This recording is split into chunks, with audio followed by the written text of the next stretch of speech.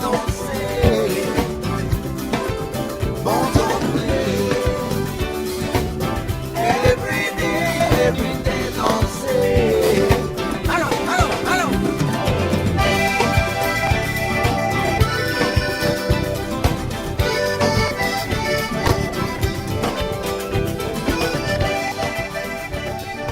Good evening, I'm Lou Goldstein and welcome to another edition of Focus On. My guest tonight is Jack Ciattarelli, who is the Republican gubernatorial candidate. Our election is in November and he's running against the current governor, Democrat Phil Murphy. We did reach out to the Murphy camp and as a matter of speaking, we have to say that they know about it, they have an opportunity to come on this show, and if they come on, great. If they don't, at least they've been given equal time. So Jack, first of all, thank you very much for coming on. You're a busy guy and with a lot of great ideas, and a New Jersey guy too.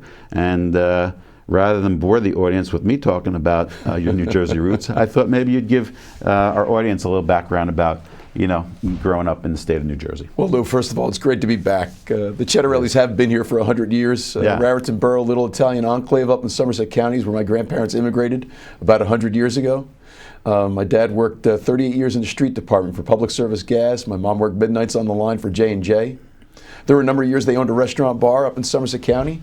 In Raritan Borough, worked very, very hard and provided a great middle-class upbringing for my sister, my two brothers, and me.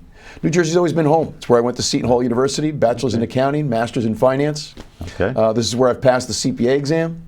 It's where I've owned two businesses, employed fellow New Jerseyans. It's where I've had the privilege of serving at every level of state government here in New Jersey. The municipal level, I know what potholes and public safety are all about. County level, I know what infrastructure and social services are all about. And 3 two-year terms in the state legislature, including representing Princeton in the 16th legislative district. After 6 years in Trenton, I know what waste, inefficiency, and a government corrupted by special interests is all about. I'm going back under only one condition, Lou. What's that? To represent the people of New Jersey in the governor's seat and effectuate real change, the change we desperately need here in New Jersey. Well, that would be welcome. That would be welcome. So let's talk a little bit about it, since we're going to have an extended conversation. And one of the big questions that people have asked, at least asked me when I meet with you, they wanted to know from your vantage point, what are the biggest issues facing the Garden State today? Well, certainly the handling of the pandemic and the virus, but also let's not ever forget New Jersey's tax challenges and its fiscal challenges, so let's focus there. We are the state with the highest property taxes in the nation. This is the most punitive tax of all, particularly for our senior citizens, because as we all know, as we get older, we use less services, and yet that tax continues to go up. Why is that in New Jersey, do you think? Well, listen, I think a lot of it has to do with the way that we fund schools. One of the primary focus of my campaign and my governorship will be a new school funding formula that provides a flatter, more equitable distribution of state aid to schools without leaving any child or community behind or without adversely affecting the quality of education. I believe I have a formula that the Supreme Court would approve, and we'll get on with lowering property taxes with a new school funding formula. Well, that would be welcome. That would be welcome relief for many Jerseyans. So what are some of the other issues besides, you talked a little bit about education? What are some of the other issues? One of the things that I'd like to see with our educational system is I'd like to see us pay just as much attention to those that aren't going to college as those that are. If I've learned anything, Lynn and I married 27 years, our 4 children. One of our 4 is in the trades, very successful licensed diesel mechanic. What we learned from that experience is that our public school systems do a magnificent job of paying very special attention to those that are going off to college, but maybe not nearly enough attention to those that want to go into trades that don't need to go to college. In fairness to those students, they should be getting equal attention. And really, for the benefit of New Jersey's economy, you go out there today, we have a shortage of diesel mechanics. We have a shortage of welders. We've got a shortage of electricians and plumbers and truck drivers. These are all great paying middle-class jobs that are critically important to New Jersey's economy. So under Governor Ciattarelli, we're going to have greater emphasis on vocational training and identify students at an earlier age that if they think in 8th, 9th, or 10th grade, if they already know they don't want to go to college, that family decision has been made, we need to get them on a vocational track. It's true, and there's a lot of individuals who aren't going into the service trades, and they're going to be needed in the years ahead. For sure. Yeah. For sure. So very, very important in New Jersey's economy. Our economy won't work if companies cannot find their labor. Okay, so let's talk a little bit about it. Say you come, January, you're elected governor. what would be your plan to solve some of the issues that we just talked about? Well, I think the greatest challenge is you get sworn in around January 20th, Right. and then you have to present a budget by March 1st. Okay, that means you only have 4 or 5 weeks if you start on January 20th. Right. When we win on November 2nd, I will start on the budget on November 3rd, particularly with the new school funding formula, to give ourselves the time that we need to have conversations with all the policymakers and legislative leaders about how best to go about providing a more flatter and more equitable distribution of state aid. If we wait till January 20th, it's never going to work. So we're going to start right after election, Right. get to work on that budget. That's a $46 billion budget today. It's $11 billion more. It's up 30% from Chris Christie's last budget 3.5 years ago. The question I ask people is, anybody really better off? Okay? This governor's record on taxes, I think, is abysmal. He's raised personal taxes, business taxes, property taxes. On top of significant increases in the gas tax, there were increases in tolls.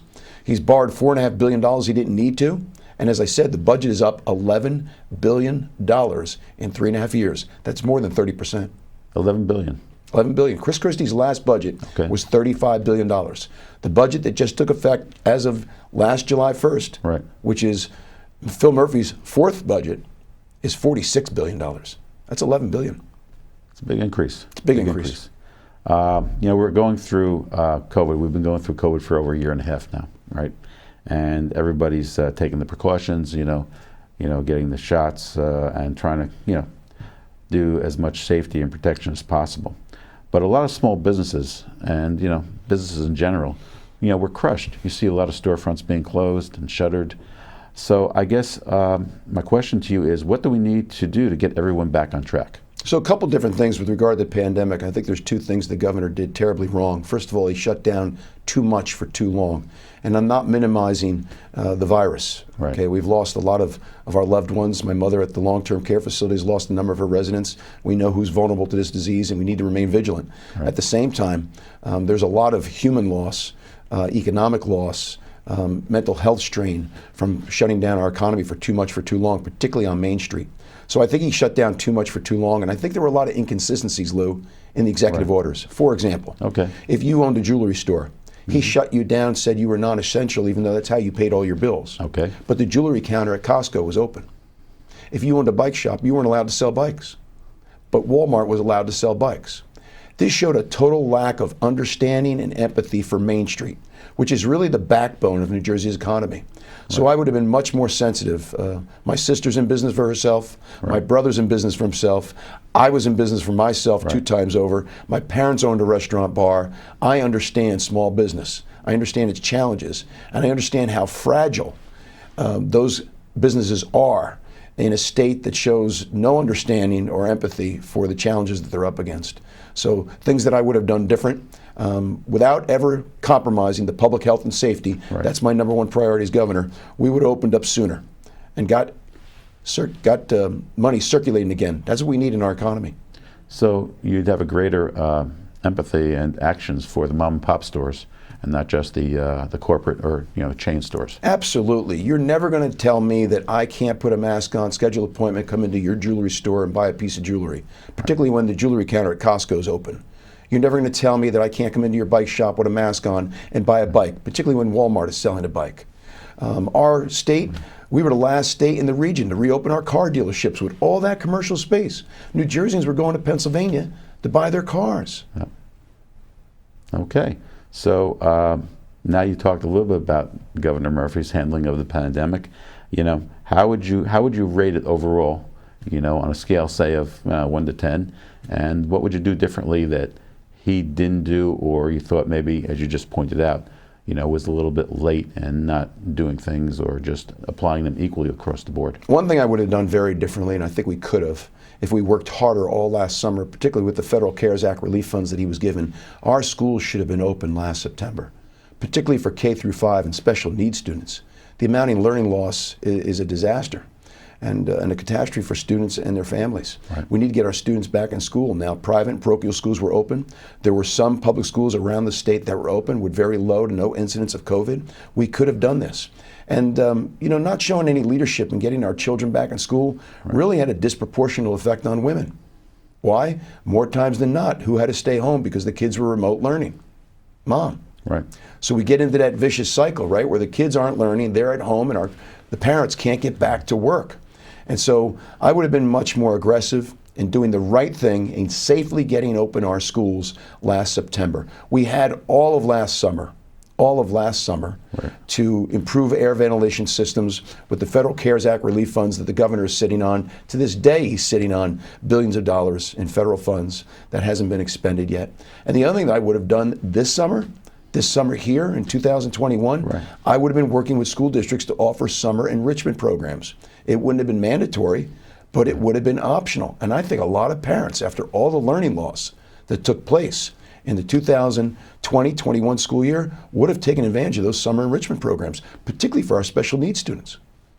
Now, would those programs be just generalized to all school districts, or would that include private schools, parochial schools, or just public schools? We usually don't provide funding to the private and parochial schools, but I'll tell you what, with the amount of funding he's sitting on, there's no reason why we couldn't have had that discussion.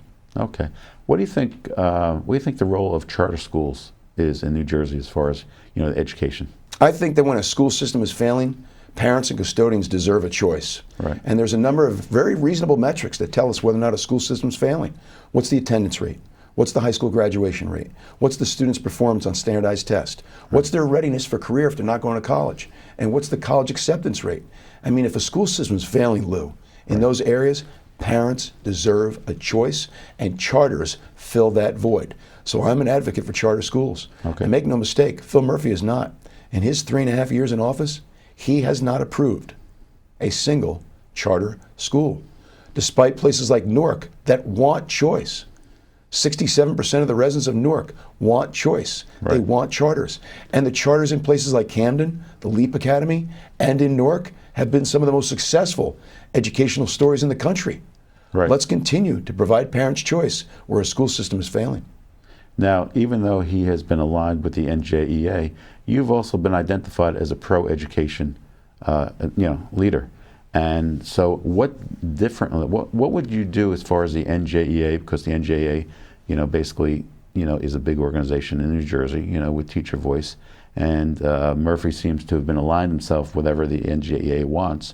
What would you do to make sure that the NJEA was supportive of your candidacy and gubernatorial, policies, if you got elected? And how would you go about, organizing and working with them and reaching compromise with them? So if you're a candidate that goes out over the course of 18 months, as I have, as a proponent, an advocate for charter schools, and you win the election, that tells me that a majority of New Jerseyans have endorsed my platform. So it's time for the NJEA to say, okay, we didn't win the election, we backed Phil Murphy, this guy won, we need to sit down with him and work with him on his platform and his proposals. And it's my hope that they would. But if they do not, Lou, you know this very well. And I don't say this with any degree of ego or arrogance. By Constitution, our governorship was one of the most powerful in the nation. And we got charters approved under Chris Christie, despite his frosty relationship with the NJEA. I hope that my relationship with the NJEA is a very constructive and productive one, but if by chance it's not, I'll do what I need to do to serve the people of this state. Okay. Now recently, in fact, just a day or so ago, it was in the paper that the gas tax was being lowered. Let me ask you your thoughts about that, and do you think it's going to go back up in 2022? Well, there was a significant increase in 2019, a significant increase in 2020, and now we see an 8-cent decrease. So overall, the gas tax is up significantly, and but let's not forget, in addition to the overall gas tax increase over the past 36 months, okay, we've also seen an increase in tolls. What bothered me the most about that is that the public hearings for the tolls took place during the shelter-in-place order. Phil Murphy ordered for those public hearings to take place during the shelter-in-place order when people were distracted by all it is that we didn't know about the COVID-19 crisis and pandemic. I think that's terrible. I just think that's terrible. To order public hearings to go ahead during a pandemic, during the shelter-in-place order, that's not leadership, Lou. So basically, tolls have risen over the last couple of years? You bet they have. In the last year, we've seen increases along the Turnpike, the Garden State Parkway, and the Atlantic City Expressway. And I think the thing to keep in mind with regard to the Atlantic City Expressway and the Garden State Parkway, for a lot of people, that's a local road. That means you're paying tolls to go to the supermarket. That's true. That's very true. So how about the condition of the roads in New Jersey over the last couple of years, and thoughts about changing that, transportation ideas? So I want New Jersey's economy to be the envy of the other 49 states. There's no reason why it shouldn't be. We just need a governor that's going to be a champion for the business community. This governor never, ever, ever celebrates our business community. And so we need to unleash our economy here. No state has the modes of transportation we have between the ports, the airports, the railways, and the highways. We've got a ready, willing, and able middle class. We've got more PhDs and engineers per capita than any other state in the union. New Jersey is all about location, location, location. We've got it all. We just need somebody who's going to be a champion for the business community. And as an MBA CPA and two-time business owner, I know exactly what we need to do to our tax code to make our economy lift off. Now, having said that, you can't have a strong economy without two things: security, safety in the community, and a great infrastructure program. I hope we'll talk about the former in a little bit, but let's talk about infrastructure. We have to have a dependable, safe infrastructure. We have the money.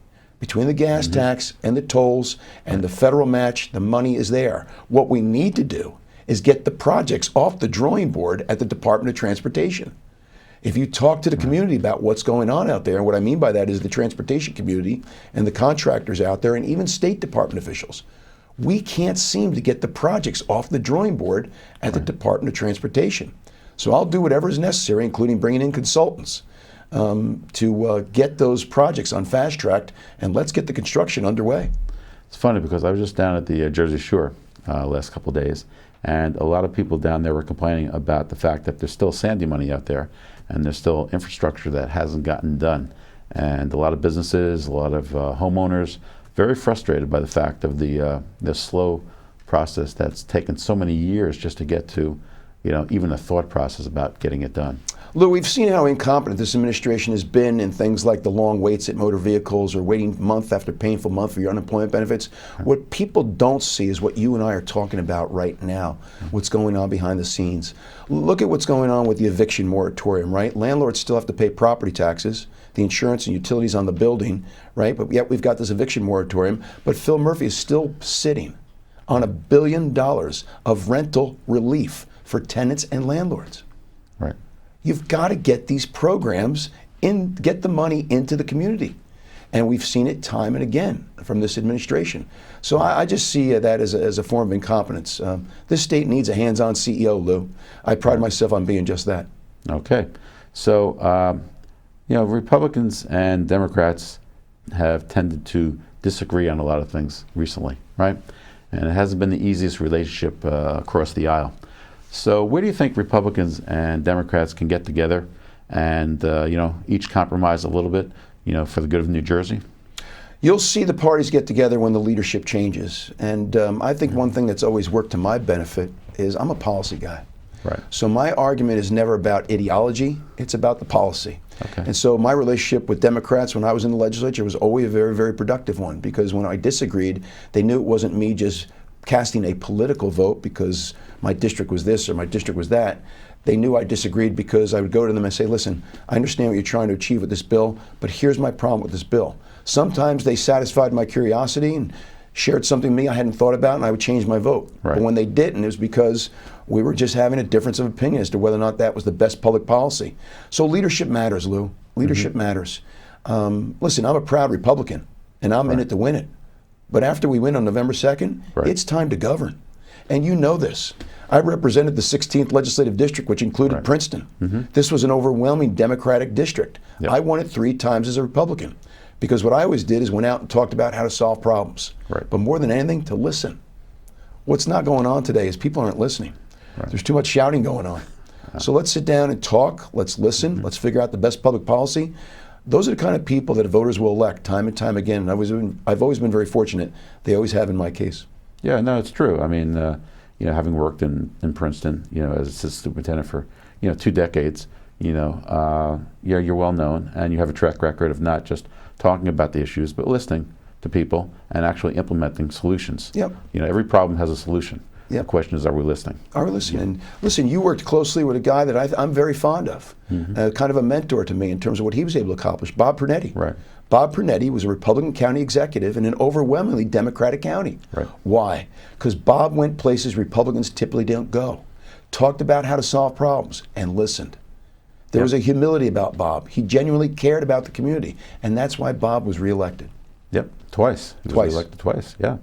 So, but before we, this is going to be an extended conversation today, so I'm glad you're with us because we're going to have a two-parter. Good. And so, but before we finish our first part, you mentioned that you're a CPA, right? And you talked about leadership. Question I want to ask you is, how do you think your professional experience plays into your personal leadership style? First of all, I think whenever I'm asked, what is leadership, I always tell particularly young people, leadership is always doing the right thing. Right. Anyone who does the right thing is demonstrating leadership. And I think that's important. The other thing that I think leadership is really all about is, number one, listening, and then taking everybody's opinion into account, synthesizing, processing all the information, and not being afraid to make a decision. There's one thing worse than making a wrong decision. It's making no decision. And here in New Jersey, we've continually kicked the can down the road. And so I'm going to go about running the state the way I always have with my companies. We're going to sit down and talk with all the people. They're part of the team, come up with what we believe is the best solution. I'll make the final decision, and then we're going to go forward. And if it's wrong, we won't be afraid to stand up and say, it's time to pivot. We didn't get that one right. Let's change course here. And not let politics. The things we're up against today, Bob, are hard enough. Let's not cloud them with partisan politics. Right. That, to me, is the kind of leadership we need today. And listen, I'm a Jersey guy. For me, it's all about New Jersey. Right. And I mean this with the utmost humility. I've already had the best titles in the world. Son, brother, husband, father. My wife and I have been very successful with our two businesses. This isn't a job I need. I don't want to go to Washington, D.C. I don't want to be a U.S. Senator. I don't want to be president. I want to be the governor of New Jersey. Let's fix our state. Okay. So one question I want to ask you is that it's the first 100 days of Governor Ciattarelli's, administration. What can we expect to see in the first 100 days? Two things. Emphasis, concentration on that very first budget with a new school funding formula. And two, me going to every single town, county, and region in this state that I didn't win. Okay. What I've always done the day after the election is go into the town that didn't vote for Jack Ciattarelli. Right. Because it's my job to tell them, I respect the decision you made yesterday. I see that you didn't vote for me, but I did win the election, and I'm here to tell you, I will represent you, and I want to work in partnership with you. Because you're a governor of all the people. You're a governor of all the people. Right. And what I find now, what's happening too often in politics is, if you win 51% to 49%, we have leaders that are only paying attention to the 51% that voted for them. That's wrong. That's wrong. We have an obligation to represent 100% of the people, every single person, every town, every county, every region. Right. And it gives me great satisfaction when I hear people say, no candidate has ever been in South Jersey the way Jack's been in South Jersey. Right. We know that's the more sparsely populated part of the state. But they're equally important, are they not, as individuals? Well, it's true. I mean, you've been campaigning in the urban areas too, which are predominantly Democrat. But I think the thing in the urban areas is that people have never seen a Republican candidate come in and actually, listen. And even if they don't agree with you and maybe not even vote for you, I think there's a level of respect that they have for anybody that goes into, for lack of a better term, foreign territory, enemy territory, and actually says, you know what? I'm here for you. I'm here to listen. I want to know what exactly is, crossing your mind. And if the first time those communities see me is the day after election, that's wrong. They should have seen me before the election, and they do. Right. Last weekend, we had a great time in Newark at Community Day. Right. And I very, very much enjoy those visits and sharing my philosophy on how to fix our state and what it means to them as individuals, their families, and their communities. And I got to tell you something. Every time I go to places like Elizabeth, Patterson, Newark, Bayonne, Jersey City, I am well received. You also decided to pick a female lieutenant governor to run with your ticket. Well, I decided to pick a competent lieutenant governor who happened to be a female and happened to be from South Jersey. Right. Listen, nobody's better than Diane Allen. I think the world of her. If there was a Mount Rushmore of New Jersey legislators, Diane Allen be on it. Champion for women's rights, a fierce advocate for women, outstanding record of accomplishment in the Senate, extremely well thought of on both sides of the aisle. I'm honored to have her on the ticket. Oh yeah, Diane goes back to the Bob Pernetti days. I remember Diane from way back when. But it seems like you have a nice, message that you're getting across to everybody. And how's the feedback been? The feedback has been great. Yeah. And call me crazy, I enjoy the campaign. I enjoy the daily grind. I enjoy Right. the competitive aspect of it. Listen, I've always said, if you genuinely like and care about people, this is the best business in the world. I'm not saying it's easy, Right. but if you genuinely like and care about people, it's the best business in the world. And I know Diane Allen feels the same way. That's great. So one quick question, Jack, before we wrap up our part one of the interview, is that, you know, over the years, everybody has a role model, you know, that's influenced them as they grew up. And I know, you know, growing up in Jersey, you've had, you know, your parents and other members of your family. Is there somebody specific who's been a role model for you? You mean outside of my parents? Because they've always been my role model. Well, yeah, outside of your parents. Outside of my we always parents. say our parents first. Listen, I've always appreciated Tom Kane Sr. Because Tom Kane Sr. went places Republicans typically don't go. Right. And it's no accident that Tom was the author of a book called The Politics of Inclusion. Tom was a fierce competitor. He played to win. But Right. the day after that election, it was about governing. And he did it well. And to this day, Tom Kane is the most well thought of governor the state of New Jersey's ever had. It's true. It's true. I worked for his administration too in the 80s. So when there was a Department of Higher Education on West State Street. But And you know, that's great. Tom is a very, very competent man, obviously. Yeah. Very, very capable, but humble. Yep. And humility is a virtue we don't talk about enough anymore. But you know, my political idol is Abraham Lincoln. Right. And Lincoln had a superior intellect and phenomenal work ethic. But more than anything, Lincoln knew about humility and empathy. Right. And that's what made him a great leader. Yeah, and turning words into action too, and giving credit for the people who helped them along the way. Too. Along the way. Yep. So we'll be talking a little bit more, and you know, covering a lot more bases when we go into our second part of this interview. And I hope many of you who've enjoyed it, you'll enjoy the second part, because we're going to be covering a lot more different topics that you'll want to hear Jack's opinion on. So stay tuned, and I'll see you next time on another edition of Focus On. I'm Lou Goldstein. Have a good night. Every day, don't